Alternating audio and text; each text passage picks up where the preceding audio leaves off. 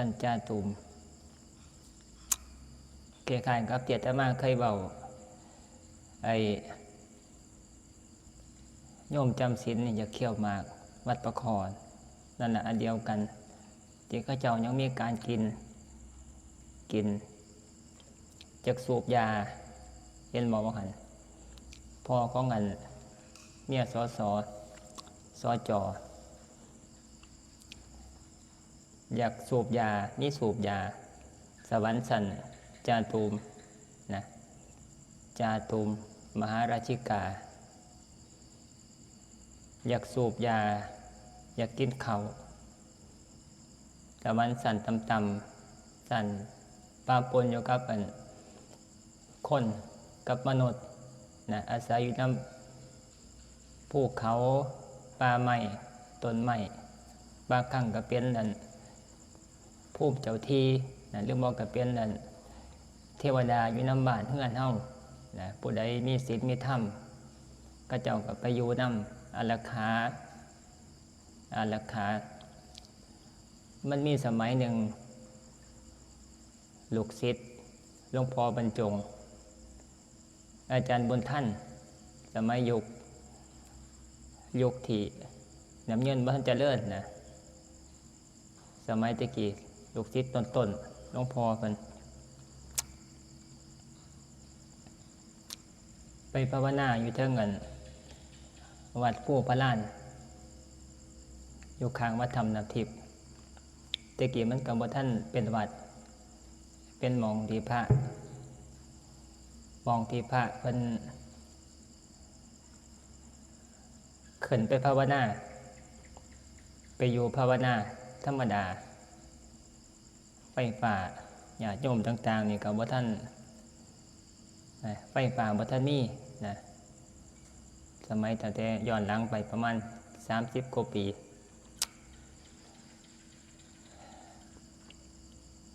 พวกพระที่เขาเจ้าพรรษาหลายนะ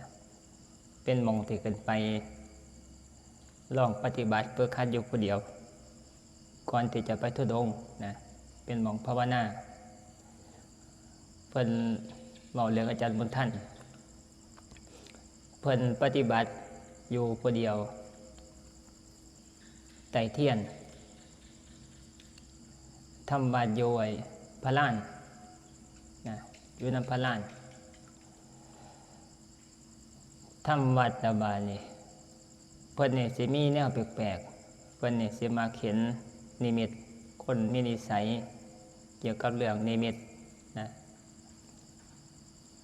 ทำวัดธรรมดานี่แหละบ่ได้รับตาเด้เว้าเรื่องทำวัดตะบานได้ยินเสียงคนทำวัดน้ำกดสมตมาเว้าทำวัดนี่แหละเว้าไม่นี่แหละก็ได้ยินเสียงโยมเว้าทำวัดบางครั้งก็ไปนำกันบางครั้งก็บ่ได้ไปนำกันเสียงเว้าเรื่องเสียงเฮากับพระหัวจักว่ามีคนนั่งอยู่ด้านหลังทำวัดนี่คือกันจันบนท่านแล้วทำวัดได้ยินเสียงเขาเจ้าเว้าทำวัดไปนำอยู่ทั้งหลังแล้วก็แนมงอกไปเบิ่งแนมหาที่แรกแนมบ่เห็นบาดแนมลงต่ำๆบาดจังค่อยเห็นเป็นตัวน้อยๆเพิ่นว่าจะมาฟังจากหลวงพ่อวัดธรรมเว้า เป็นเทวดาตัวบ่ใหญ่เขาพากันไปทำวัดนำตัวน้อยๆใส่ชุดขาวนะมีเทิงผู้ชายผู้หญิงนะตัวน้อยๆเพิ่นว่าน้อยๆบ่ใหญ่ยาวจัก30 เซนโดยประมาณ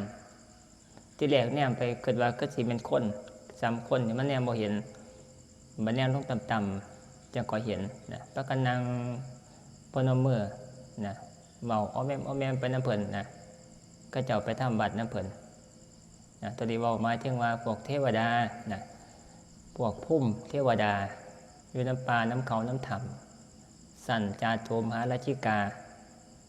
สันที่1พวกบางบดพวกคนท่านพวกที่ข้าเจ้านับถือพระพุทธเจ้า นับถือพระเจ้าประสงค์นับถือพุทธศาสนาก็เจ้าเห็นมาหม่องใดหรือว่าสถานที่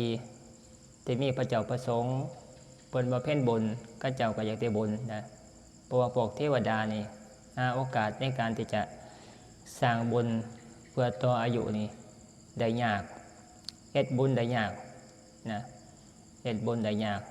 คันมีโอกาสเขาสามารถจะเฮ็ดได้เขาก็จะเฮ็ดนะเพื่อเอาเฮ็ดบุญไปอนุโมทนายินดีพนมมือแล้วก็เว้าไปนำเพิ่นเห็นบ่ที่เฮาเคยได้ยินได้ฟังตามสถานที่ต่างๆครูบาอาจารย์เทศน์ก็ดีหรือแม้แต่ตามสื่อนะที่ว่ามีเทวดาไปฟังเทศน์พระพุทธเจ้าหรือแม้แต่เทวดาไปฟังเทศน์หลวงปู่มั่นหลวงปู่ชอบจังซี่นะไปอ่านเคยศึกษาแล้วก็มักเรื่องราวการปฏิบัตินี่การได้ศึกษาสิฮู้จักพวกเทวดาต่างๆบ่ว่าแต่สันจาตูมสันดาวดึงส์ขึ้นอยู่กับคุณธรรมของผู้ที่เป็นอยู่นะหมายถึงว่าพระเจ้าประสงค์ที่มีคุณธรรมแห่งมีคุณธรรมสูงมีกำลังหลายพวกเทวดาเขาเจ้าก็มาติดต่อสื่อสารแล้วก็มาฟังธรรมขอฟังธรรมด้วยมากหลายองค์สามารถเนรมิตเป็นตัวน้อยๆเป็นว่าตัวน้อยๆนะอนุน้อยๆนะบ่แย่บ่หยาดเหยียดกันก็จังมนุษย์กันซ้ำเฮานี่ก็เกิดศาลานี่จูคนนี่ก็ได้ประมาณญาติจักพันกันแดนเอียดแล้วแต่ว่าเพื่อนที่ซ้ำศาลานี่บาดเทวดานี่อยู่ได้เป็นล้านองค์เขาบ่เบียดเสียดกันเพราะว่าด้วยอำนาจของเทวดานุภาพเกินที่เฮาที่จะไปขาดเดาขาดคะเนพระอนุภาพของเทวดาพวกกายทิพย์เวลาเขามาฟังธรรมจากพระพุทธเจ้าจากพระสงฆ์อริยสงฆ์ก็เจ้าบ่เบียดเสียดกันมาหลายปานใดก็มีหม่องอยู่ว่าแต่อยากฟังนะหมายถึงว่าพวกเทวดาเขาตายจากมนุษย์ไปอุบัติเกิดเป็นเทวดาพวกที่เป็นสัมมาทิฏฐิเขาก็อยากแสวงบุญนะเพื่อว่าเขาเจ้าหูจักว่าสมัยครั้งที่เป็นคนเขาเจ้าเคยสร้างบุญมาแบบใดเขาเจ้าก็จะไปเกิดเป็นเทวดาส่วนมากที่จะเสียดายว่าได้สร้างไปหน่อยโพดสร้างบุญน้อยไปนะอยากกลับมาสร้างอีกให้บักมากกันหูแนวนี้แต่ว่ามันก็เป็นเพียงแต่ว่าความเสียดายเพราะว่าในขณะที่เป็นมนุษย์อยู่นี่ก็บ่ฮู้จักเพราะว่าบ่มีตาทิพย์ก็เลยบ่ทันเชื่อนะบ่ทันเชื่อก็เฮ็ดไปแต่ว่ามันก็เฮ็ดบ่ได้มากเพราะว่ามันก็บ่มีศรัทธาแล้วก็บ่ทันเชื่อเต็มที่อาศัยผู้อื่นพาเฮ็ดจังซี่นะก็เฮ็ดไปแต่ว่าวันเวลาตายจากมนุษย์ไปแล้วก็เกิดเป็นเทวดาก็เสียดายซ้ำกับเฮาซื้อเลขไผเคยถูกเลขปันโตที่ซื้อตัวมันถูกเด้อปันซื้อบ่หลายปันโตมันบ่ถูกนั่นปันซื้อหลายตัวซื้อหลายน่ะมันบ่ถูกปันโตมันถูกบาดนี้ซื้อน้อยๆก็เกิดความเสียดายว่าซื้อน้อยไปอย่ากลับมาซื้อใหม่เบิ่งเด้เกิดว่าจังซี่นะมันก็เป็นเพียงแต่ว่าความรู้สึกซื่อๆก็บ่สามารถจะกลับมาซื้อให้ได้มากขึ้นเพื่อว่าจะได้มากรางวัลมากขึ้นนี่คือการเทวดาคือกันก็จะก็ระลึกรู้ว่าจะเขาเคยสร้างบุญแล้วก็ได้ไปเกิดเป็นเทวดาอยากกลับมาสร้างอีกแต่ว่าก็กลับมาบ่ได้ก็เลยอยากเฮ็ดความหมายของบอกเทวดานะสันต่ำๆสันจาตุมนี่เขาเจ้าแสวงบุญอยากสร้างบุญตัวนี้บอกเกี่ยวกับเรื่องภูมิขันพวกเทวดาอยู่น้ำต้นไม้ก็เจ้าก็ใส่ซื้อจำแนกแจกแจงว่าเป็นพวกลูกขะเทวดาอยู่น้ำต้นไม้ใหญ่ต้นไม้ต่างๆ นะเขาเอิ้นชื่อนะตัวนี้หมายถึงว่าจำแนกแจกแจงชื่อที่เขาเอิ้นใส่เรียกขานกันสวรรค์เทวดาสัญจาตุมคันพวกอยู่น้ำถ้ำอยู่น้ำภูเขาเอิ้นมาพุ่มเทวดาต้นไม้เนี่ยเอิ้นมาลุกขะเทวดาอยู่น้ำถ้ำน้ำภูเขาเอิ้นมาพวกพุ่มเทวดาพุ่มหมายถึงสถานที่มองอยู่บานอีกพวกหนึ่งนี่อยู่ทั้งอากาศมีวิมานอยู่ทั้งอากาศแถวขีฟ้านะอยู่น้ำตามขีฟ้าเป็นว่าพวกนี้เป็นอากาศเทวดาตัวนี้บอกมาที่มาจำแนกแจกแจงประเภทของพวกชื่อนะชื่อชื่อของเทวดาสัญจาตุมนะเป็นกระบอกนี่อยู่สี่เหล่าพญานาคพญาครุฑในสองเหล่านะแล้วก็ยักษ์เป็นสามเหล่า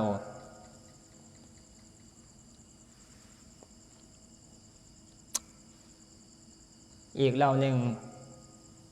นี่อย่างไรพญานาคพญาครุฑเวสสุวรรณยักษ์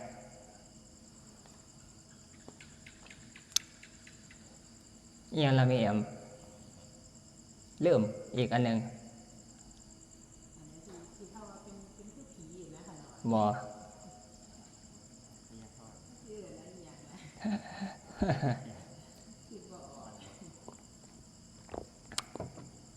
เขาเอื่นนั่นวิรูปักษ์เนี่ยคือพญานาควิรูปักษ์พญานาควิรุณหกนี่พญาครุฑเวสสุวรรณนี่เวสสุวรรณนี่คือยักษ์เท้าทัตตรสนะทัตตรสนะพวกปกป้องพวกวินัยทรนะหมวดวินัยทรพวกกุมพันธ์นะกุมพันธ์พวกกุมพันธ์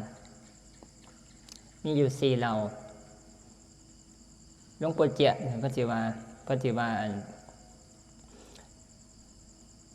สมัยเพิ่นไปเยี่ยมลูกศิษย์ลูกหาเพิ่นอยู่วัดอยู่ทั้งจังหวัด ทั้งจังหวัดกาญนะอยู่วัดช้างร้องบางคนว่าข้ามเกาะไปแต่มาเคยอ่านประวัติเพิ่นมันเคลื่อนใดยังมาแรงใดนี่ที่พวกพญาครุฑสิมางูและถ้ำสิตายมันสิเป็นนิมิตหรือว่าเป็นสิ่งที่บอกเหตุมาเมื่อแรงนะพญาครุฑสิมาหาเพิ่นพญาครุฑนี่สิเป็นศัตรูกันกับพญานาคเนี่ยก็หมายถึงว่าพวกงูเหี่ยวเกี่ยวกับปอมต่างๆงูนะพญางูแล้วก็งูน้อยๆเป็นบริวารต่างๆเป็นตระกูลพวกพญานาคนะพญานาคพวกงูน้อยงูใหญ่บาดนี่เวลาพญาครุฑสิมาเนี่ยงูอยู่ในถ้ำหมองพันโยน่ะสิตายนะตายเพิ่นสิฮู้จักว่ามื้อแลงพญานาคพวกพญาครุฑสิมาหาเพิ่นนะพญาครุฑพญานาคนี่สิสู้พญาครุฑบ่ได้ครุฑแต่ว่าในส่วนนี่พญาครุฑนี่โดยปกตินี่สิบ่ค่อยได้มีเรื่องเราครูบาอาจารย์บ่ค่อยเห็นดูๆนะบ่คือพญานาคนี่สิมีเรื่องเกิดขึ้นดูบ่ว่าแต่พระบ่ว่าแต่โยมสถานที่ต่างๆพญานาคนี่สิมีสื่อเหตุการณ์ต่างๆเกิดดูแต่ว่าพญาครุฑนี่ลึกลับแต่ว่ามีนั่นนะมีเพิ่นมาบางครั้งต่อสู้กันพญาครุฑนี่กินพญานาคอยู่ในกลางทะเลนี่เฮ็ดให้คลื่น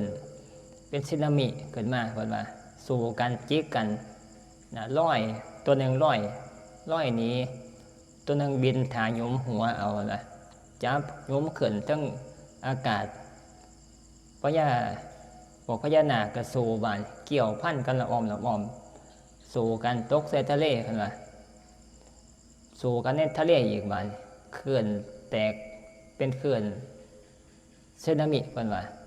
ตอนนี้เว้าเกี่ยวกับเรื่องพวกอภิญญา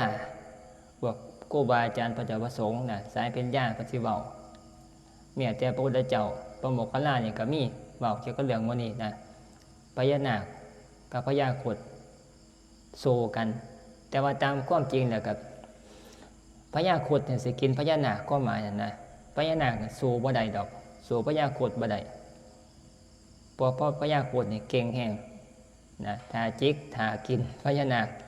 กินงูต่างๆซ้ำกับอันแล้วนั่นละแล้วพญาอินทรีจังซี่นะกินพวกหนูพวกอย่างต่างๆนะสู้บ่ได้นะ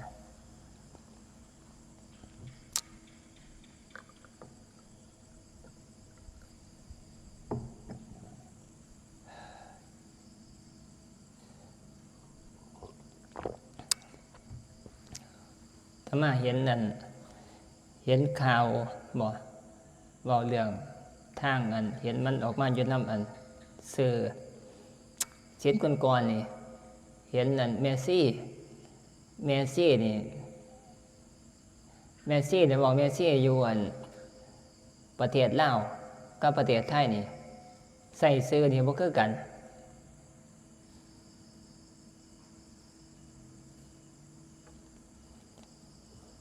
ประเทศลาวนี่เมสซี่นี่ใส่เป็นโยมจำศีลโยมนุ่งสุดขาวธรรมดาถือศีล8ไปปฏิบัติธรรมคันแม่ขาวนี่คือเป็นผู้โกนหัวออกบวชอยู่วัดประจำนี่สำหรับอันใส่เสื้อสมุดประเทศลาวก็เอิ้นกันจังซั่นแต่ว่าฟังไทยของเฮาบาดเมสซี่นี่หมายถึงว่าผู้โกนหัวออกบวชอยู่วัดเป็นประจำถือปฏิบัติธรรมอยู่วัดคล้ายๆกับอันเป็นพระนะเทียบเคียงให้ฟังแต่ว่าเป็นเพศผู้หญิงนะคืออยู่วัดประจำแบบก็จังอยู่วัดประพงเห็นบ่เมสซี่บ่ได้ไปเที่ยวบ่ได้ไปเลาะหันเลาะนี่บ่ได้สิกขาลาเพศเด้คือปฏิบัติเป็นประจำประเทศไทยเอิ้นว่าเป็นเมสซี่เป็นแม่ขาวบาดนี่แม่ขาวนี่ก็หมายถึงว่าโยมมาปฏิบัติธรรมจำศีลหรือว่าไปฟังเทศน์ไปปฏิบัติธรรมเขาเอิ้นแม่ขาวแม่นบ่พรมีถามเขาเจ้าอยู่บ่ไปเล่ามานี่บ่จักอยู่บ่บ่ได้ถามได้ยินแต่เขาเจ้าบอกให้ไปประเคนของบ่เป็นหาที่ได้ยินแต่ตรงนี้นะแต่ว่าบ่ได้ถามมันเรื่องแม่ซี่แม่ขาวแต่มาคุยกับอาจารย์แดงอยู่เพิ่นเว้าสู่ฟังเว้าซับกันเว้าซับกับคนไทยนะ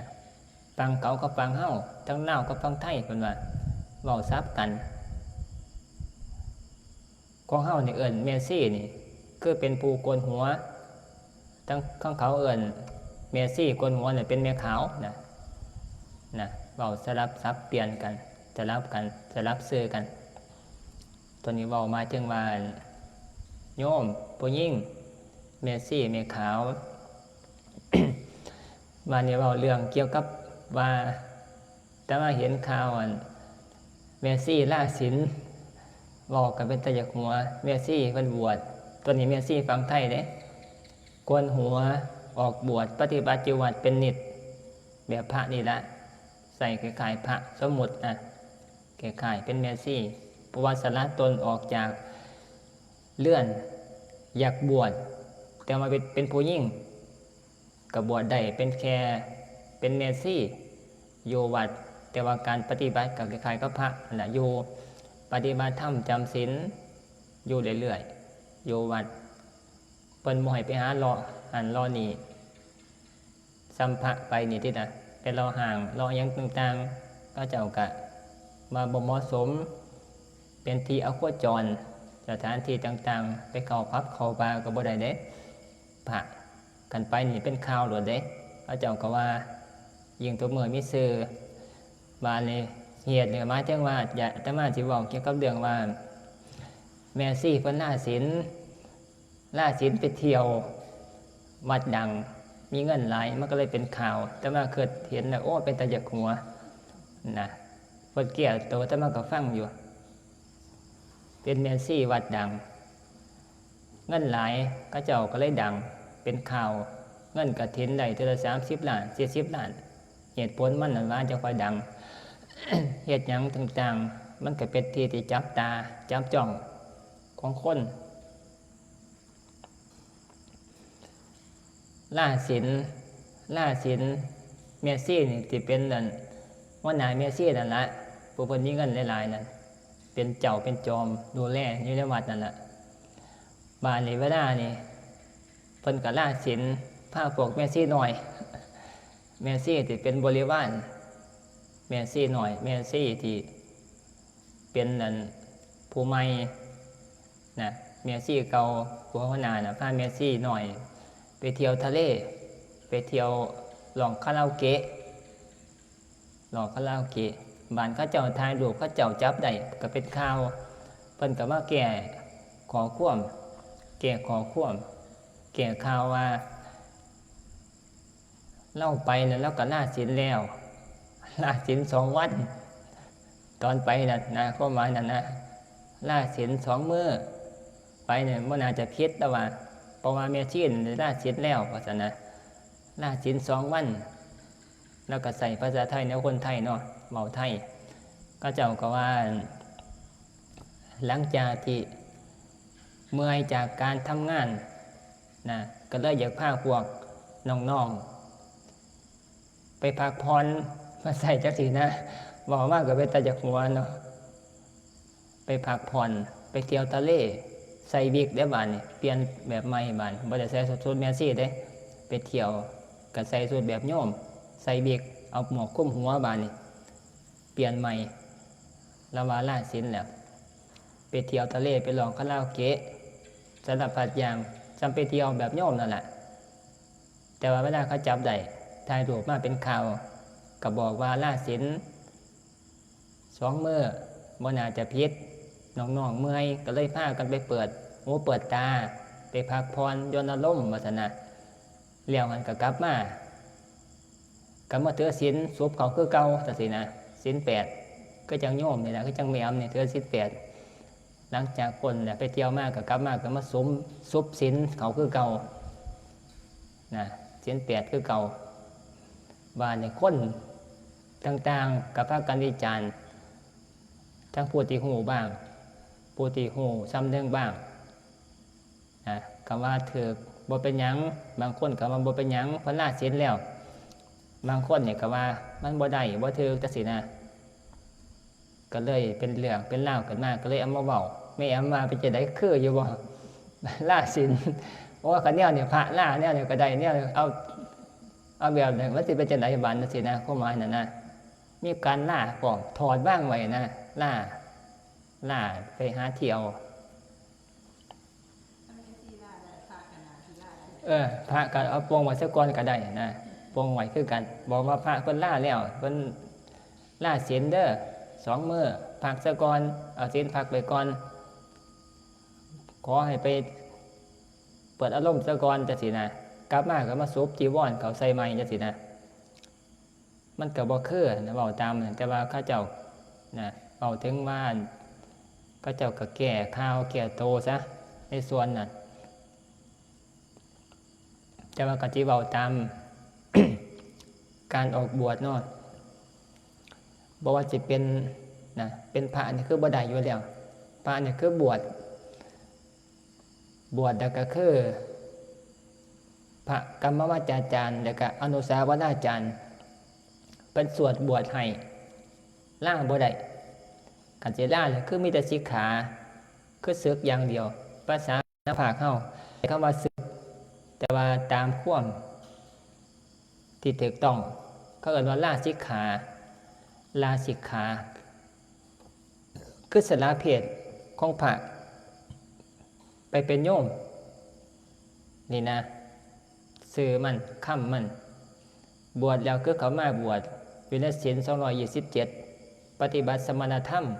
มของนักบวชบ่มีการล่าใดสำหรับพระนี่ล่าบ่ได้นอกจากที่ขอลาสิกขาบาเนี่ยขันอยากมาบวชใหม่ก็ต้องมาบวชให้มีผู้สวดพระผู้เป็นสวดให้สวดญาติให้กรรมวาจาจารย์แล้วก็อนุสาวนาจารย์แล้วก็มีอุปชฌาย์เป็นผู้บวชรับรองให้นี่คือพระเพียรของพระบ่สามารถล่าได้ บานแม่ซี่บานผู้โกนหัว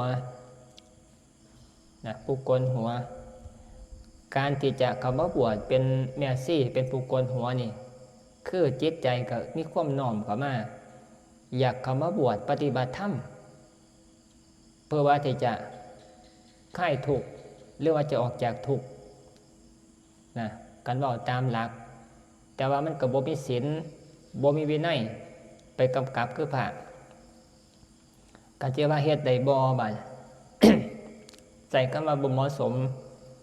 บ่เหมาะสมมันบ่เคยโยมจำศีลอุโบสถเด้บ่เคยโยมไปปฏิบัติธรรมศีล8เข้าคอร์สปฏิบัติธรรมเบิดคอร์สแล้วก็เมื่อบ้านก็เป็นเรื่องธรรมดาแต่ว่าบาดแม่ซี่ผู้โกนหัวนี่เป็นผู้เขาเลิกกุหันยินยอมในการที่จะเข้ามาปฏิบัติธรรมแบบนักบวชผู้ยิ่งเขามาอยู่ในวัดในว่าปวดจะปฏิบัติธรรมนะสละความสุขสละผัวนะออกมาบวชโกนหัวอย่างดีเป็นสัญลักษณ์นะของนักบวชการที่จะไปล่า2 มื้อไปเที่ยวกลับมาบวชใหม่ใส่เข้ามาบ่เหมาะสมและก็บ่คือในส่วนนี้ยิ่งเป็นวัดที่มีเงินได้หลายเขามันก็แสดงออกถึงว่าบวชเพื่อว่าที่จะหาเงินหารายได้อาศัยขาบของนักบวชที่เป็นผู้ยิ่งนะพระอาศัยเพศว่าดังและก็มี2 ทางในการหาเงินจังซี่นะได้เป็น20 ล้าน30 ล้านพระกบาไปในส่วนนี้ซึ่งการบวชนี่ก็จังแม่ซี่วัดประพงษ์เนาะ บวชก็คือตั้งใจบวชปฏิบัติหัดออกจากกามหัดออกจากกามและก็หัดภาวนาปฏิบัตินะมันบ่มีการล่านะบ่มีการล่าบวชอยู่ตลอดนะคันได้ก่อนหัวแล้วถือว่าคุ้มมีกฎระเบียบวัดอยู่เป็นตัวควบคุมในส่วนนี้เหตุ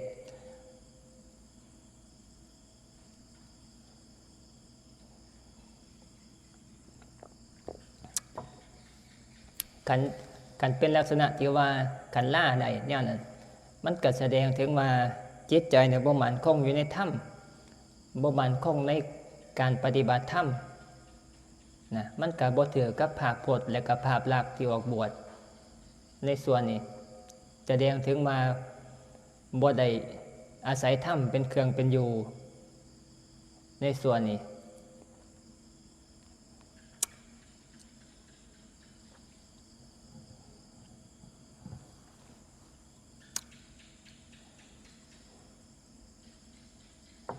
เพราะว่าข้าเจ้าออกบวชนะเขาก็ต้องอยากปฏิบัติธรรมให้มันเจริญก้าวหน้าการที่จะกลับเข้าไปเรียนไปกูขี้เกี่ยวกับเรื่องความสนุกสนานเกี่ยวกับเรื่องการเที่ยวการเรียนแบบโยมอยู่นั่นน่ะมันก็เป็นตัวขัดอุปสรรคต่อการปฏิบัติธรรมเห็นบอกคนมาสถานที่สัพพยะเพศสัพพยะบุคคลสัพพยะจังซี่นะการเฮาไปเกื้อกลัวแนวนั้นการปฏิบัติธรรมเฮามันก็บ่เจริญก้าวหน้า